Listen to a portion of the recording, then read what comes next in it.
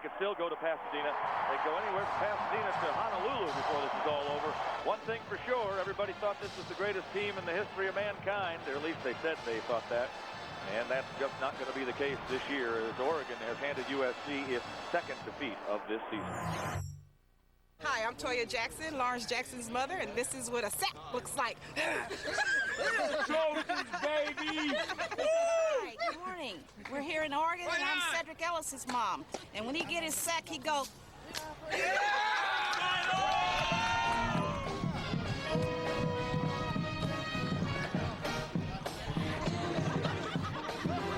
Go Ducks! Ducks by 11. I guarantee it.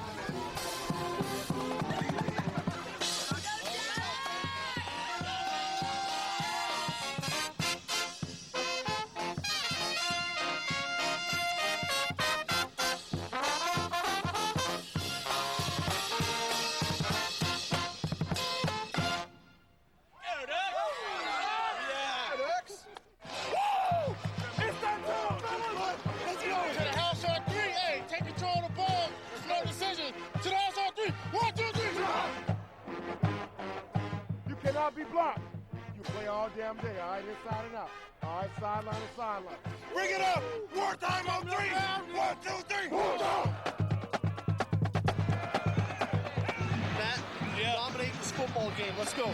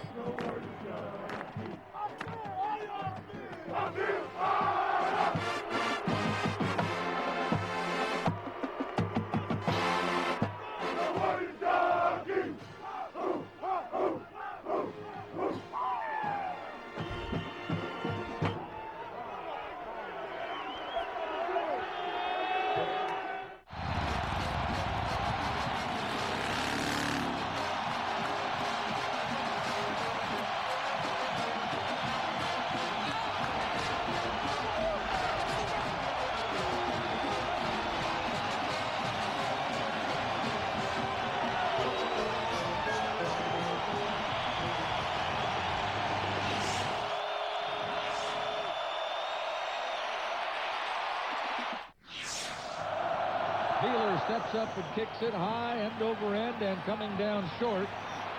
Returnable and returned from the 10 to the 20, and a fumble, and the Trojans get the ball at the 21-yard line. The opening kickoff is fumbled by the Oregon Ducks, and the Trojans are set up at the Oregon 21. How do you do? Second and 10 Trojans. The Oregon 21. Handoff, Chauncey to the 20. Down to the 16-yard line, gets 5, bringing up a 3rd and 5, and a flag down after the play. The Oregon fans seem to think that this one will go against USC for diving on the pile late. Let's see. Yeah, that was a late hit. Absolutely a late hit by Shiloh Rochelle. I don't know what he was thinking. Trips left of the Trojans.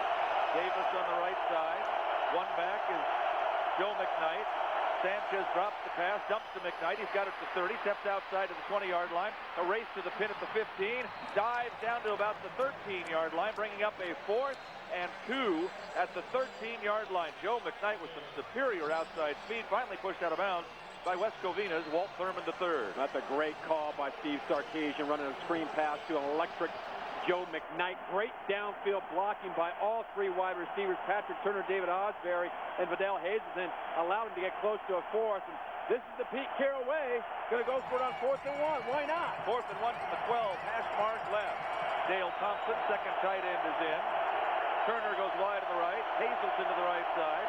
Davis and Thompson set up on the right. Up under center, Sanchez with an empty backfield. In motion, McKnight. It's student body right. Cuts it in, thrown for a loss. At the 13-yard line, a loss of 1. Well read by the Ducks. And so Oregon, after fumbling the opening kickoff at their own 21, holds the Trojans thanks to Shiloh Rochelle's really not very bright personal foul. And Oregon holds on and holds the Trojans on down. They'll take over at their own 13. 3rd and 3, big play here for both sides of the ball. Dixon gets the play call from the sideline. He's got Andre Crenshaw in the backfield with him this time, and 3 receivers over to the left. Takes the snap, gives it to Crenshaw. That's to Stewart. He got the first down, stays on his feet, backwards, running inside the 15, down to the 11-yard line. Jonathan Stewart gives the Ducks a 1st and 10 at the Trojan 11. Dixon checking with the sideline for the play call, gets it. Doing that a lot in this series right here. Stewart changes from the right side of Dixon to the left side. Dixon keeps and walks into the end zone. Touchdown, Oregon. Faked the handoff, everybody bit. He just walked into the end zone, literally walked. Well, he's been handing it to Stewart on that play that entire series and not keeping it and faking it. Handing it to Stewart, but faking it very nicely. And the Trojans were flowing perfectly to Stewart and really stopping him a great deal. But that time, faked it. He looked to the sidelines, got some kind of signal from the sidelines from the coaching staff, obviously telling him, hey, fake it this time and take it up the middle. And it was wide open. 2nd 11, Trojans on schedule. One back set is McKnight. Walker away in motion. McKnight the handoff. Up the middle goes to the 40. He's at the 45. He's at the 50. 40 down the sideline 30. He might go all the way. He will go all the way. There's a penalty marker down on the field. Back at the 38-yard line. The Trojans have scored to tie the game, but that's going to be a holding call on the Trojans. I believe this one's going to come back. Yeah, it's an outstanding run. A great block by Matt Spanos. And Joe McKnight hesitated behind that block and then shot through the line once he saw the hole with an incredible burst all the way down the field for a touchdown, but that's going to come back, folks. Would have been a 65-yard touchdown run for Joe McKnight. Instead, it's good night instead of a 2nd 11, 2nd 21. Yeah, that would have taken some air out of the balloon of the stadium. That's 2 major penalties on the Trojans that have now cost them, although that one might have freed him up for the run that was a touchdown. You can argue that it cost them 14 points. Well, and that's what the Trojans can ill afford in this game. We talked about that. They've got to be efficient on offense. You know, and Pete Carroll's talking about it, want to know who the holding call was on. It was a